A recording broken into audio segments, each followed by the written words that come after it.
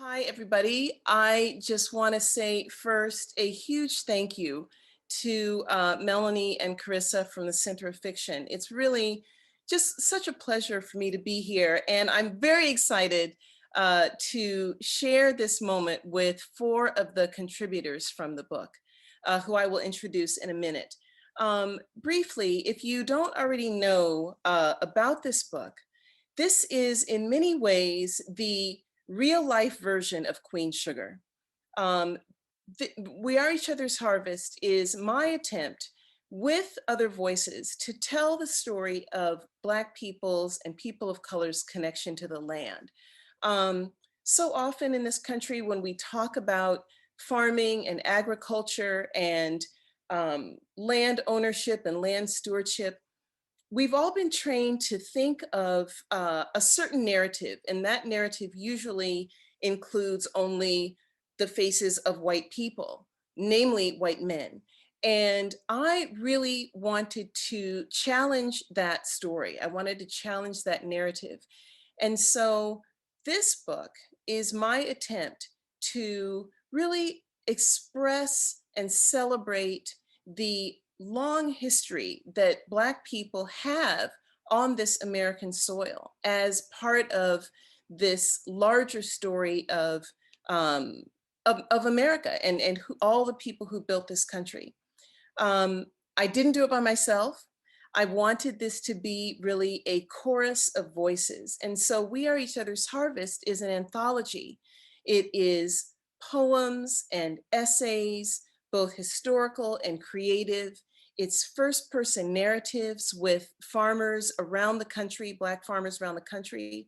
It's poems, it's conversations, it's a whole bunch of stuff because I really wanted this to be a dynamic experience for the reader.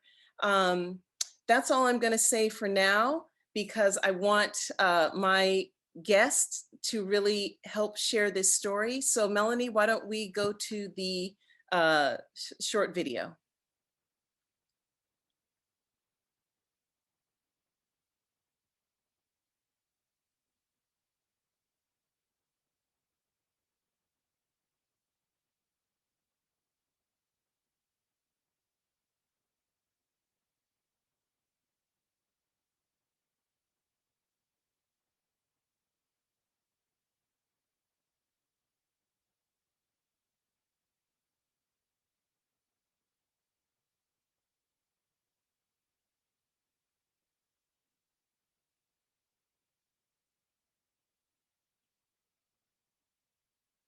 Okay.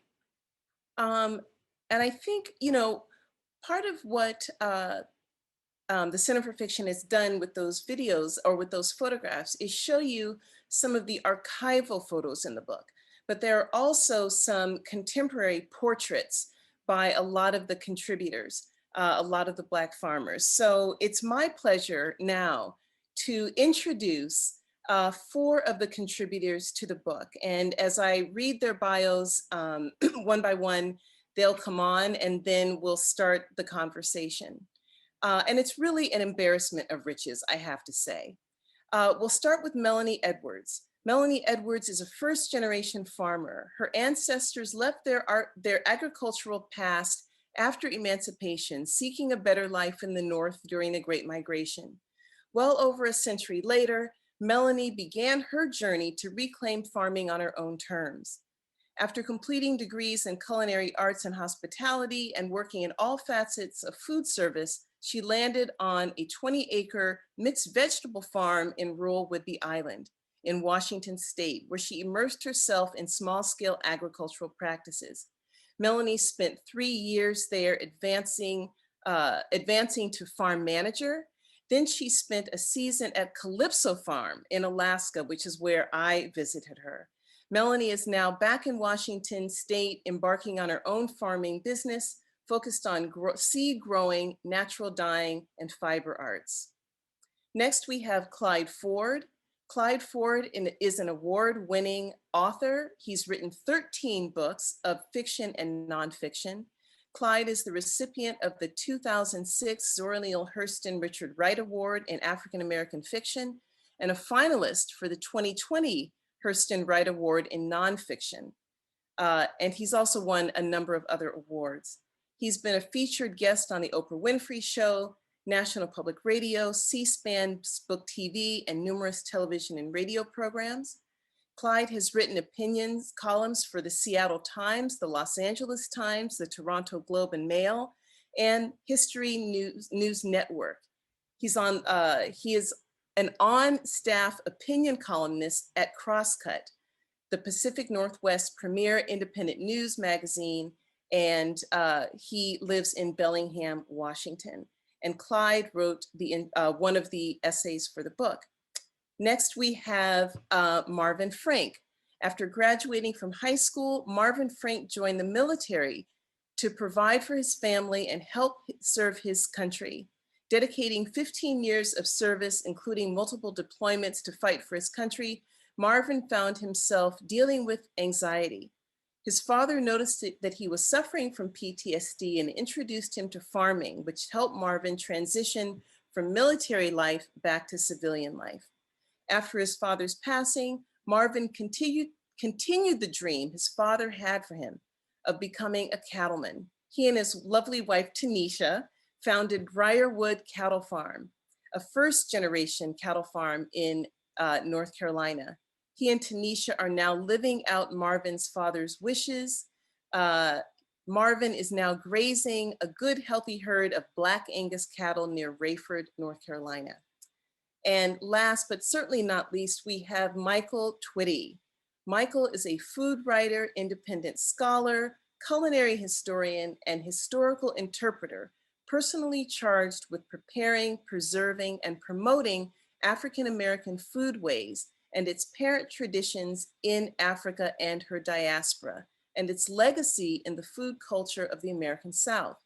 His book, The Cooking Gene, A Journey Through African-American Culinary History in the Old South, is essential reading. I highly recommend this book. Michael is also a Judaic studies teacher from the Washington, D.C. metropolitan area. His interests include food culture, food history, Jewish culture issues, African-American history, and cultural politics. And I invite you to check out his website, Afro Culinaria. And so just to give us all, to give you all a sense of this book and the diversity of voices, we're gonna hear from everybody, but to start us off, I asked if Michael would read just an excerpt of his essay. So Michael, I'm gonna turn it over to you. Sure. Hi, everybody. We'll have a chance to talk about the cooking gene, I think, in that conversation. But my journey has led me to West Central Africa, I think 7 times to 8 different nations, to meet my cousins and to trace the story of our food. And when Natalie asked me to write for this book, I thought of something between a prayer and a poem and prose, the 3 Ps, I think, that are all part of our heritage. And so the title, Everyone Beneath Their Own Vine and Fig Tree, comes from Micah book 4, verse 4. And it's this messianic vision of a time of peace when everyone is on their own land and space in harmony with nature, with God, and with their neighbor. But I'm also referring in this small section of this longer piece about the world of our ancestors. And that's something that my work tries to embody and remember and respect. So I'm going to read a short piece from the essay called Exodus. Exodus, this is a remembering. One day there will be no one who remembers or who lived the life of those who left bondage and went into freedom with a dream and a plow. There will be a permanent amnesia. Before freedom came, some of us ran away to survive. We dreamed of a boat ride back to Guinea, a red carpet to respond to the red flag that brought us. Some made it. Some went north to Canada and put tobacco in the ground, just out of reach of a killing frost. Some went south and east to the islands and cast a net. Others southwest and herded cattle with hides as varied as blossoms and fingerprints. Many without choice stayed throughout the worst years of the slavery. The nightmare ended in a hail of blood. The day of Jubilee arrived in 5 acts. 1862 to 1863 to 1864 to the surrender to Juneteenth. The day of liberation did come, winding its way from autumn to summer. Chains rusted and broke. The people I celebrate in my work who occupied the land between slavery and civil rights splashed on Florida water cologne and crushed dark bricks for blush because no makeup existed for them. They chose their children's names by Bible prophecy or by season or day of the week. Planting and harvest were the birth rhythms. They resisted white supremacy by making irresistible music genres and foods and words and dances. Their doors were painted haint blue to keep the evil off. Their grandparents were the antebellums. They had hog bladders for firecrackers. Names were based on whispers from Africa. Jesus wasn't official, and spirits in the trees weren't obsolete. Cotton, tobacco, rice, and sugar defined life, but not for their own sake. They fought and prayed in ways too subtle for us to appreciate. They paid an enormous price for our freedom. Their great grandparents were the African exiles. They were America before America. They brought the light of the supposed dark continent. They seeded a civilization with other untouchables. They left treasure maps in words, ingredients, DNA, names, and talk of pots, silencing laughs. Their great grandparents were the last generation to be untouched.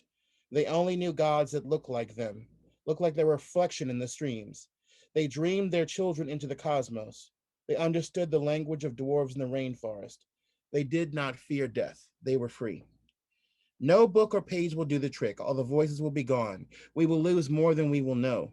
We will lose the knowledge of who was where, what seeds they planted, what animals they raised, how they made a life from no life, and how they made a set of rules meant to kill them into seeds of change, how they made bricks, how they made mortar, how they made churches and praise houses and big houses and outhouses, and grape arbors, peach orchards, wells and dipper gourds, tobacco barns and headstones, and porches and swings and life from no life. Wow. Thank you, Michael. I always enjoy hearing that. And we're going to bring on Clyde next. But Michael, I wanted to ask you because, you know, you and Clyde are the two historians, well, two of the three who really contribute to this book. And I wanted to include your voice and your work. And you really get the book started. Your essay appears early on, and you really are approaching this idea of Black people and the land through memory and through food. And I just asked if you would talk about that, and a little bit about the work that you do. Sure. So I really believe that we should have the power and the ability to own the source code. And the only way that we're going to do that is by fully embracing and owning our story the way no one else can. And, you know, I started off, you know, my interaction. This is what do they call them? Public figures. I guess that's the best thing to call me because I'm not a celebrity. Um, as the person who took on the issue of cultural appropriation in food, which is a very tricky and thorny issue. But for me, I guess the idea, one of the things that we first got got a whiff of was this British museum. I call it the British Museum thesis, that your artifacts are much better off with us. Your heirloom seeds are much better off with us. Your land and your heritage is much better off with us because we have the ability, the resources, and the intelligence. You get what I'm saying? To be stewards of your heritage. And it's like, nah, because in your blood and your bone, you don't have the suffering, the overcoming, the resistance, the revolution, the divinity to deal with this in a proper way. You cannot be stewards of something you don't have the source code for. So that's what my work is. It's going through living history. I work at Williamsburg a lot, other living history sites. And I am not there to make slavery look pretty. I'm there to make, as a 21st century scholar, to inform people that they were not properly educated in this country as to the legacy of African Americans in food and in cuisine. And for our people, I think my biggest thing is showing us that we can reconnect with the entire journey and with our cousins across the water, and that the African Atlantic civilization that we belong to, that has different permutations, different places, is really irreplaceable. We are the only people that enslaved the palates and more than that, of the people who enslaved us in world history. And then we broke the chains off from Haiti to America to Brazil to everywhere to Cuba. We broke the chains off and said we'll never put the chains on again. We are the greatest story of the seekers of democracy in the history of the planet. And Hmm. the food is the way, the food for me is the biggest way that happened. Yeah. That's lovely. And we're going to get back to that because, you know, I wanted to invite you all to be part of this conversation because you come at these issues, but there's a lot from different perspectives, but there's a lot of overlap. Clyde, I would love to hear from you. For the audience, you have to know Clyde wrote uh, a massive essay, and I really asked him to approach this story of Black land ownership and stewardship and our connection to the soil. And I asked him to take on this massive story. And so, Clyde, I wonder if you would be willing to share a bit about your essay. You talk, it's called America at the Crossroads, and you pick out that symbol as kind of the metaphor for the American story. And I wondered if you would talk about that and how you came to that as you were writing this essay that is really a survey of Black people from the beginning of time all the way to the present. Well, first of all, thank you, Natalie, for inviting me to be with you this evening. Congratulations on the publication of your book. It's awesome to be here. I'm very humbled to be here with the other people on this panel. Michael, thank you so much for your opening words. It sounded more like a prayer than a poem or an essay, and I really, really appreciate that in terms of setting the context for our continuing discussion. Natalie, you asked a little bit about why I chose the crossroads as a symbol. And part of the work that I've done, some of the writing I've done, one of the books that I wrote was called The Hero with an African Face. It was basically everything about African mythology that Joseph Campbell should have said but didn't. And I was really glad he didn't because it gave me an opportunity to say those things about African mythology and about the depth and the wisdom of African mythology. And one of the things that really, really comes through so clearly in African mythology is the notion of the sacredness of the land. And there is then a symbol, which is found particularly throughout the areas from which those of us who are part of the African diaspora to this part of the world, to North and South America, came from. And I'm talking about everywhere from Angola and the Congo region, south of that, north of that, in Nigeria, in Ghana, Sierra Leone. There's a really common symbol that you often find, and this was there before Christianity, and it is a cross representing the crossroads, except in this African version of the cross, sometimes called the Yawa or the Dikenga, it is really a sacred symbol, much like the cross in Christianity, in which there is an understanding that wherever you draw that cross, you have then made that land sacred. Now, Mm. the beautiful thing about that symbol is that symbol survived the horrors of the Middle Passage. And so it is found in the Americas, particularly in the American South and Cuba and South America, that same symbol representing an understanding of the really deep and sacred connection of Africans to the land.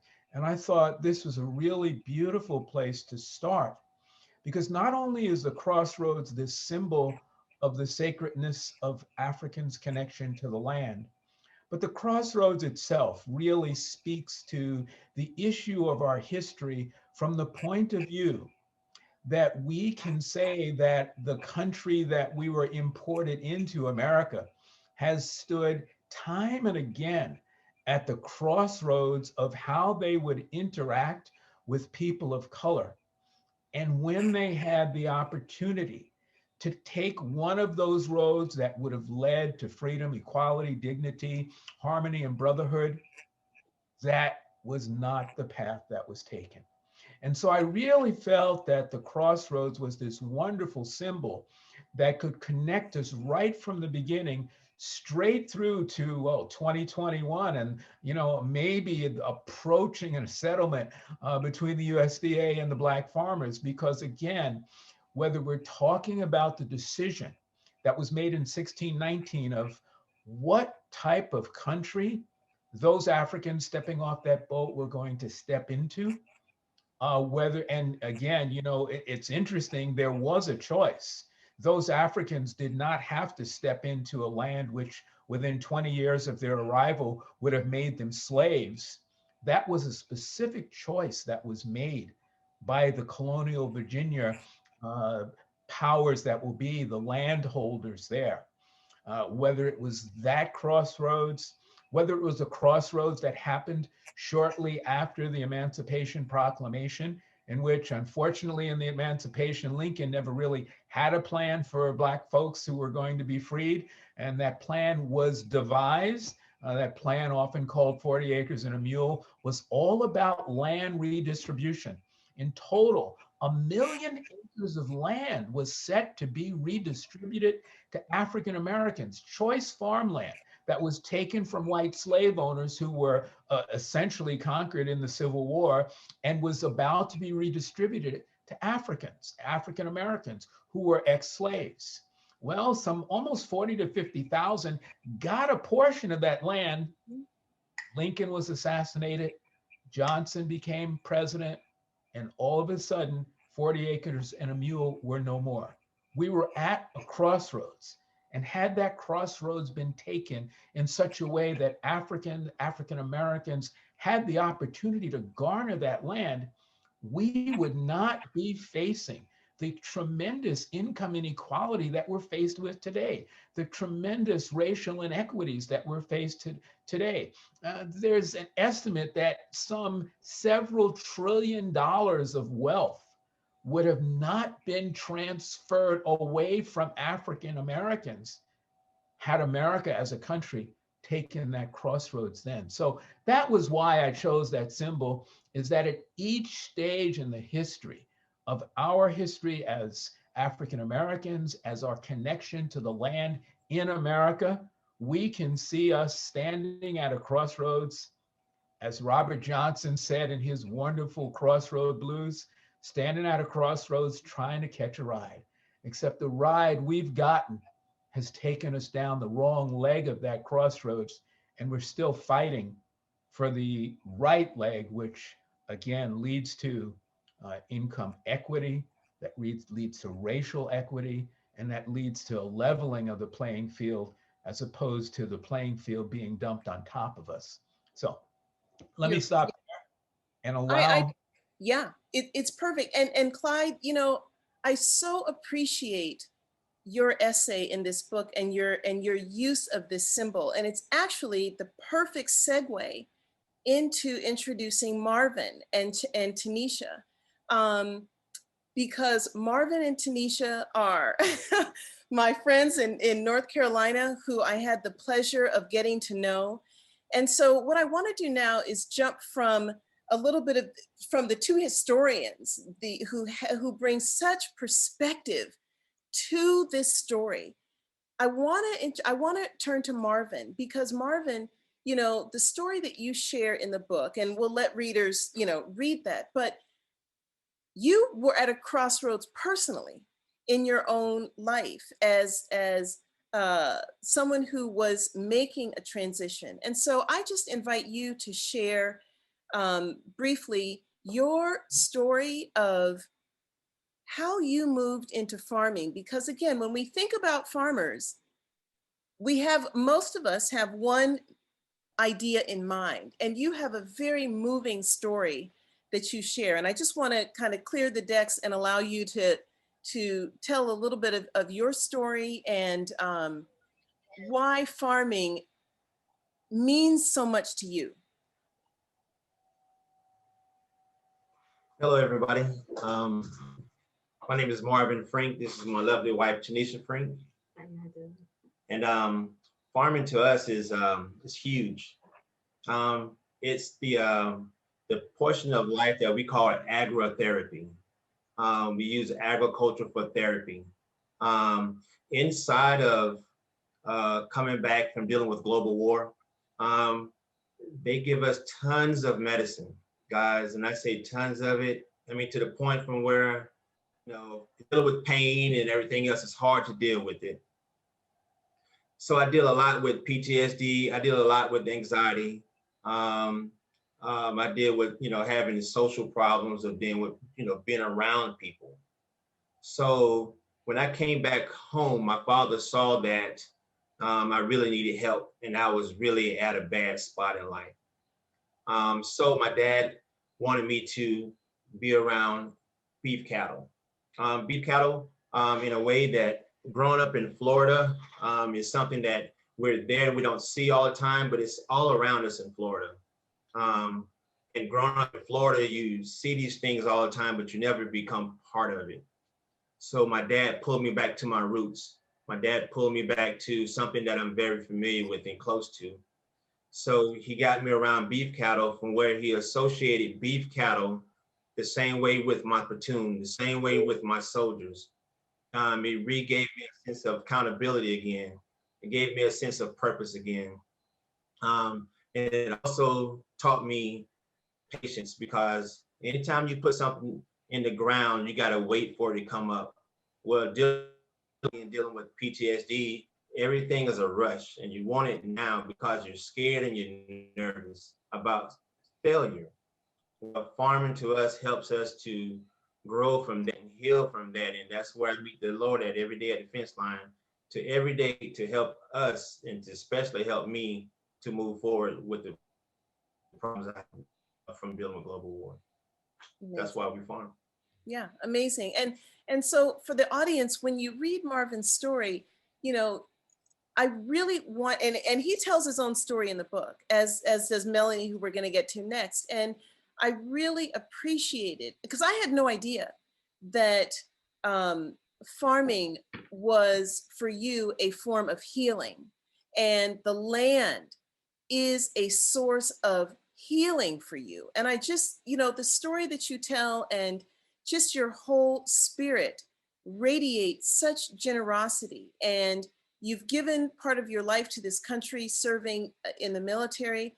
And now to be able to transition, I think that you help to tell a different story about who is farming in this country and all the things that it can mean. So, I think we lost Marvin. Yikes. Okay, well, he'll come back. Next, I want to turn to Melanie. And Melanie, you have your own, Marvin just mentioned this phrase I thought was so interesting. He said he was pulled back to his roots from an elder in his family. And you are a young Black woman in this farming space. And I just wanted to invite you to tell some of your story so that the audience can hear from you. Because again, you're not the face that we've been trained to expect. So why don't you share a little bit of your story? Yes, thank you, Natalie. I just really want to say I'm so excited to be here in this space. Connecting with Michael, we've connected on other projects, but never in person. And learning of Clyde in my backyard neighborhood, I'm just so excited that this book is just connecting so many of us together. So thank you, Natalie, and thank you for having me here today.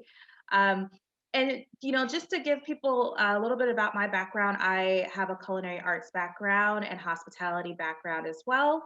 And I think also my name, Melon with a Y, is what kind of led me to this path of working with food and farming. And I was in this culinary journey. I was working for celebrity chefs and fine dining restaurants. And I thought to myself, how can I call myself chef if I don't know where my food comes from? And so that led me on this journey of moving into farming. And it was very challenging for me because I wanted to learn farming outside of my outside of my urban landscape. I wanted to learn rural agriculture skills. I wanted to learn how to drive a tractor. And it was very challenging here to get into those roles. I applied for internships for about 2 years and I got denied, and I would get denied for reasons like, oh, you don't fit in, or you're too old, or you know, because of my previous experience, I was like, I made too much money. So I was like overqualified or underqualified. And so there was like all these barriers. And I was actually at the brink of giving up when I finally landed an internship. And, you know, and part of that also was because I didn't see any visible people of color, no visible Black people at my farmer's market here in the greater Seattle area. And I was like, well, why is it that, you know, during my journey learning that food was the reason for like a lot of health issues within the Black community. And myself, I was like vastly overweight, as well as many of my family members. I was like, we need to grow fresh fruits and vegetables. And I didn't see anyone that looked like me growing vegetables in my area. And so that's really what led me to this path of farming and agriculture, is just health and wellness. We all deserve it. Yeah. And then you went up to Alaska, where I met you. Yes. For farm school, which is just, you know, again, who's thinking about Black women farmers in Alaska, right? So Yeah. it was really amazing. So I want to ask you all a question, and I'll leave it up for you guys to think about and answer as you will. You know, so much of what we are all talking about here through these different doors is this question of legacy, right? We are all part of this ongoing story. And so I wonder if any of you have any thoughts about how you see yourselves in this larger story of Black people and our connection to the soil. I'll just throw that out there for anyone to answer.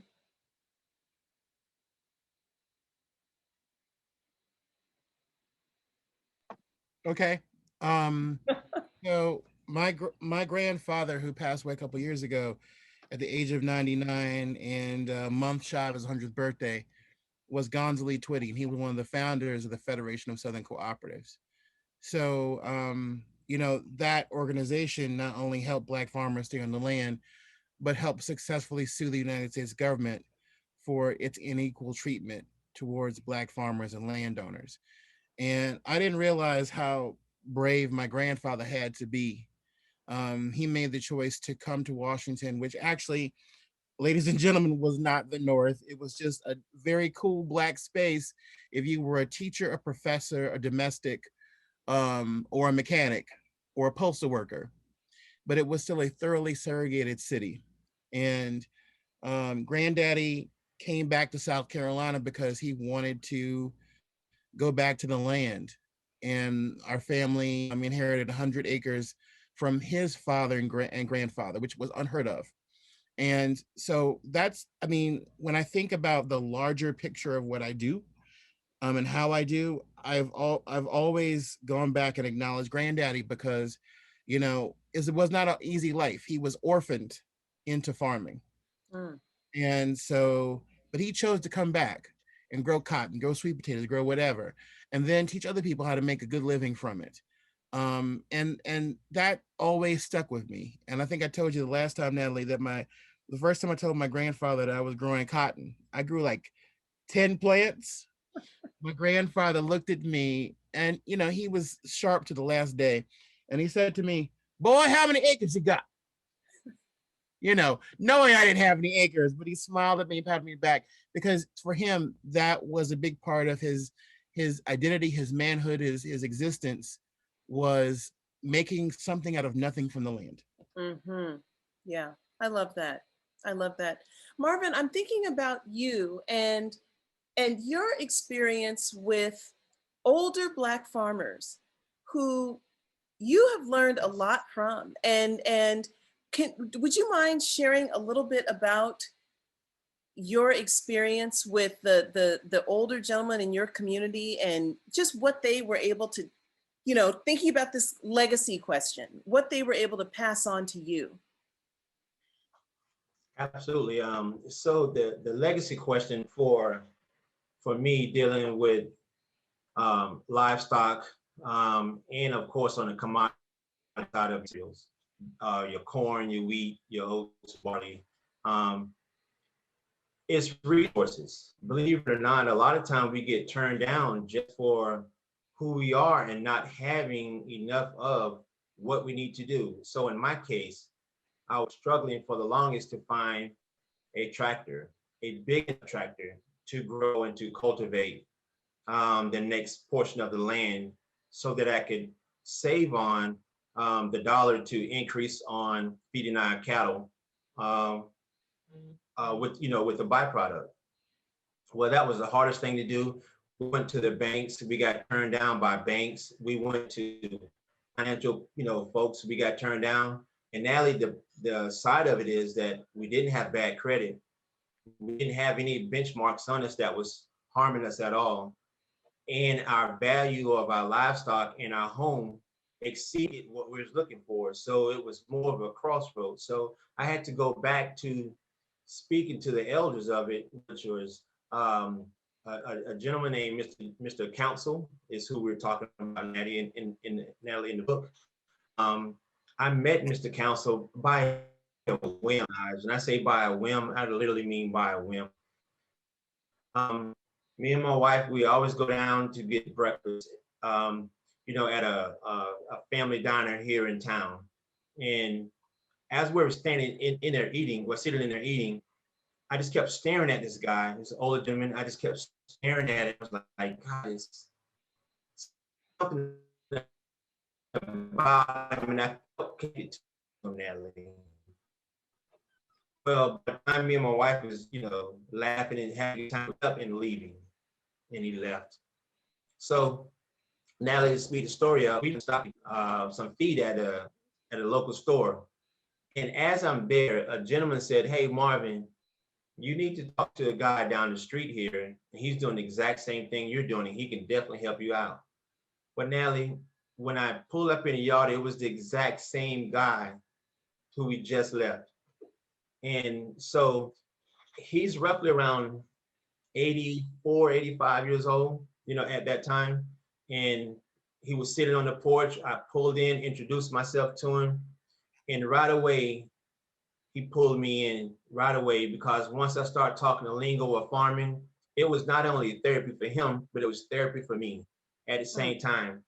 And then he got up and then he showed me around his farm, the exact same thing I'm doing, but on a different scale. And he had so many resources that he just couldn't do or pass down anymore.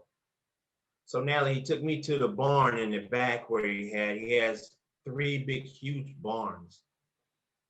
And inside his barn was this great, big, huge tractor in there. And Natalie was in 2 pieces. The tractor was literally in 2 pieces. Literally the motor and the frame was separated from each other. And he said, son, this is the strongest tractor that I have. It needs to be put back together. I don't have the strength to do it. If you could do it, you can have it. I immediately, Natalie, I just looked at him like, who are you and where did you come from? Yeah. And so long story short, we got the tractor, put it back together. And that's the tractor that you guys are seeing in the photo. Now that's just one. The second guy is Mr. Harrison. Mr. Harrison is my mentor from day one of farming, my father's friend, Mr. Harrison Campbell, up till today. He's everything. There is nothing I don't do without conveying with them. Our older farmers have done it long before, and they have ways and methods of doing things that we just don't have a way of just looking at it that way. I'll give you an example of doing a soil testing. He keeps a mason jar in his truck all the time and a small shovel. And he says, if you want to know about that soil and the history of it, we don't have time to wait to do a soil analysis. He says, son, you take this mason jar, a cup of water, and you take your soil, you fill it up 3/4 of the mason jar, fill the rest up with water and shake it, wait 5 minutes and let the soil settle in the areas. And that'll tell you what that soil is about. Well, knowledge like that, Natalie, the historians of our elders that have that type of knowledge, we got to stick with them. We got to learn that from them. Not only that, it's therapy for them too as well, to pass it down to us. Yeah. And it's so common that we're missing that. And and going past that, but they are the ones who we need to be going to give us everything, to tell us about the seeds and what type of seeds, when and when not to, what date to do it. They got all of that by memory. Yeah, it's amazing. I just can't farm. I won't farm without a mentor. Yeah. Can't do it. Well, and again, so I'm thinking about Michael's essay. I'm thinking about Clyde's essay. I'm thinking about Melanie's experience. And all of this is about, you know, connection to the past, to the present, to the future, right? It's all this continuing story. I want to make sure that we leave, yes, and somebody put in the chat, ancestral knowledge, and it's totally right. I know that the audience has questions for you all, so I'm going to stop here and I'm going to let the audience ask their questions. I think Carissa or Melanie is going to field those questions.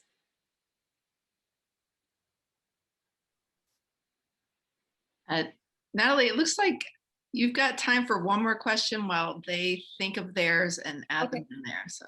Okay, well, I see one in the chat. How can we support Melanie and Marvin's farms? Great question, because so often people ask, what can I do to help? So Marvin and Melanie, the floor is yours. What can people do to help you guys? Ladies first. Thank you.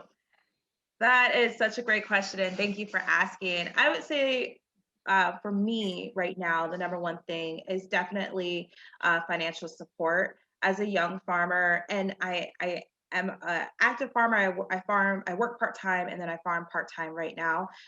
Financial support is very helpful.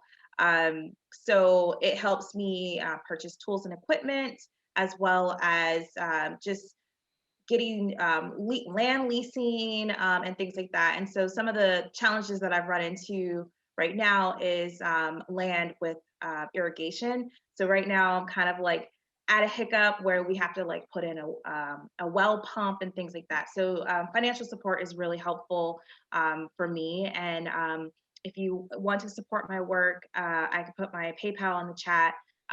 It's anything helps. It really just gets me through the season. So thank you for asking. Amazing. Marvin and Tanisha, what about you guys? Go ahead, baby. Well, for us, supporting the Broadwood Cattle Farm, you know, we're on Facebook. We do, we produce farm grass-fed beef and pork. Ordering, you know, that helps with the business. And resources. Resources are very big. Now, the things that people throw away is what we could use on the farm, and that's like a grant to us as farmers. Those resources that people don't need anymore, like now, Natalie, we need more land. If we could lease more land, just like Melanie was saying, if financial support, however we could do it, exact same things that Sister was just saying. That's exactly what we need help with, and support us by going to Briarwood Cattle Farm. You can Google us on Briarwood Cattle Farm and see what we have on there, and help us to support it. And we're looking for people that can help us to build web pages or anything that can help connect us outside of, you know, as here. And believe it or not, we're all about healthy food. We're not trying to get a ton of beef to you. Actually, we want to get less beef to you due to healthy reasons. So we're in support of all of that in a good reason. Fantastic. Natalie, can I just jump in here and say another thing? Absolutely, Clyde. Absolutely.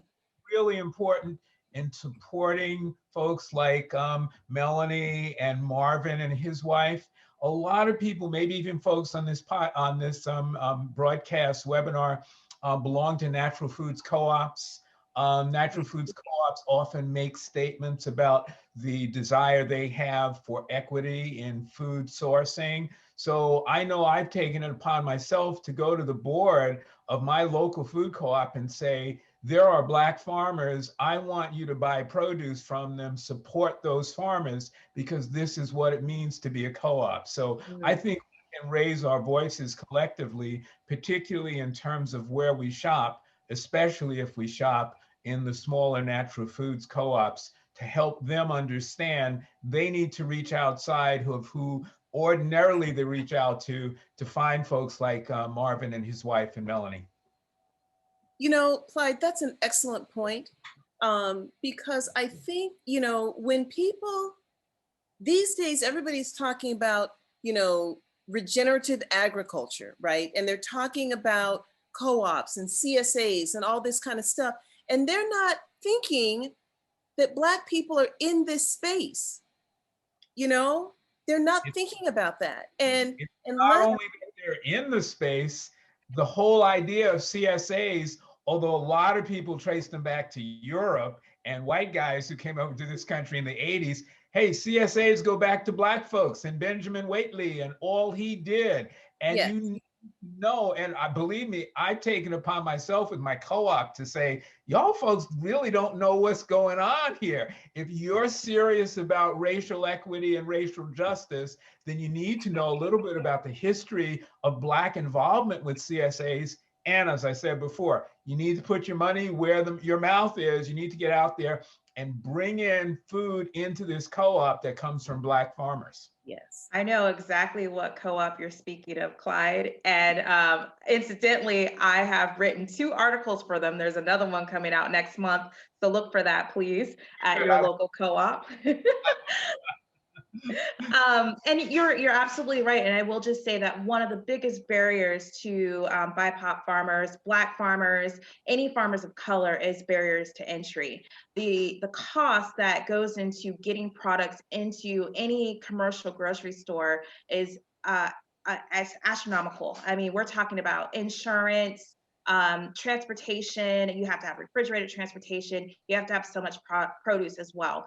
So there's a lot of barriers to entry. And I will just speak for me and my work. I also work with a national organization called the National Young Farmers Coalition.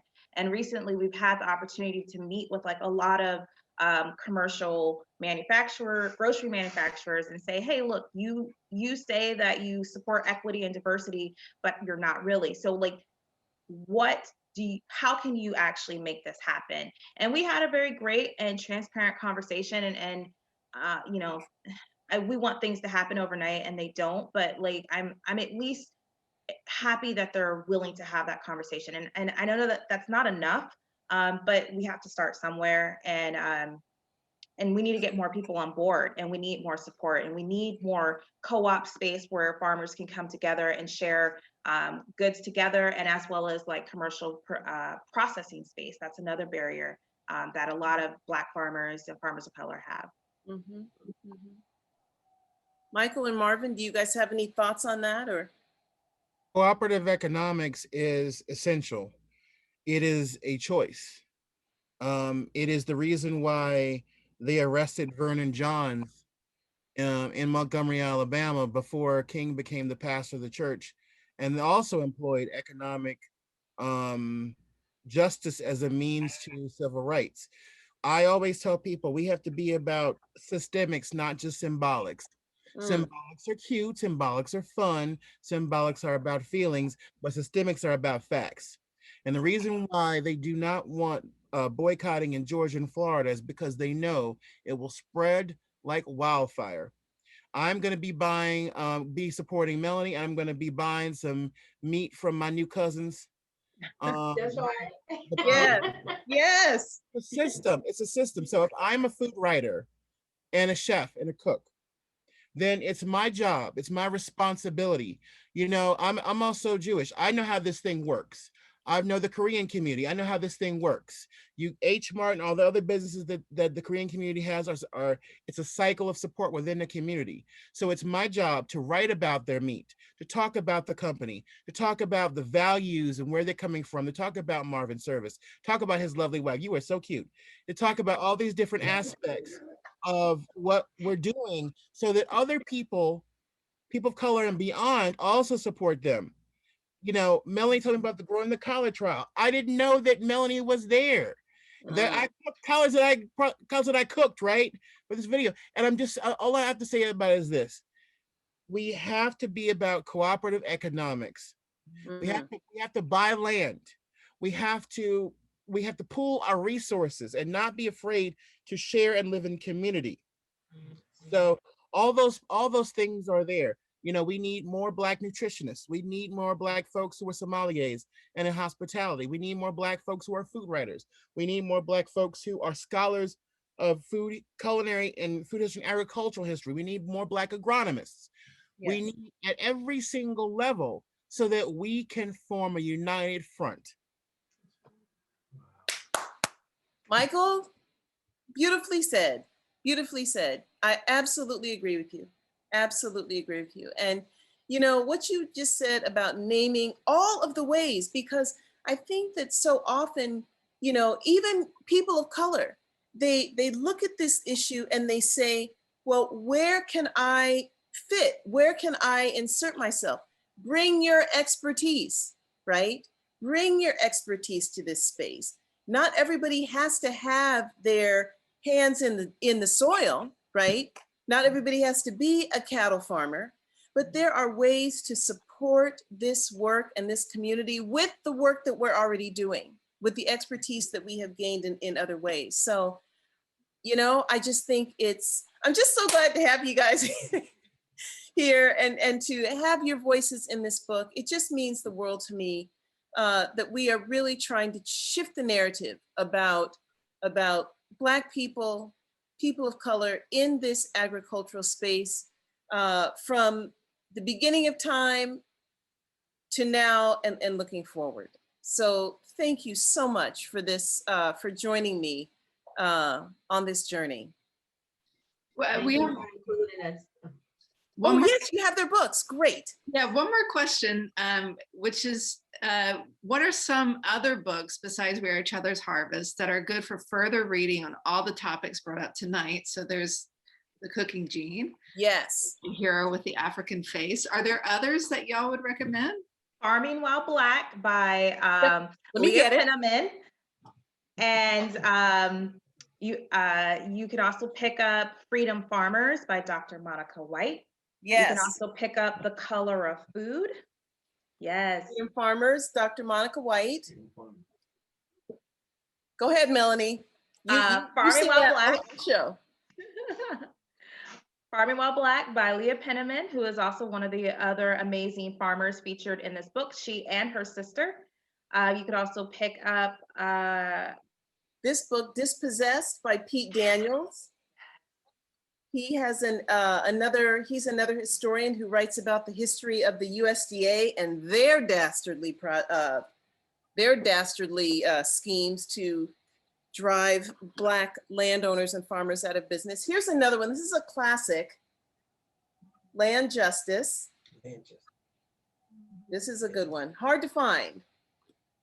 I couldn't remember the author of that one, but I was thinking of that one. Thank you, Natalie. You're welcome. This is edited by Justine Williams and Eric Holt Jimenez. So this is another one. There's another one by Daria Cooper, but I can't remember the name. Is that The Color of Food? Was that The Color of Food? No, I think it's called something else.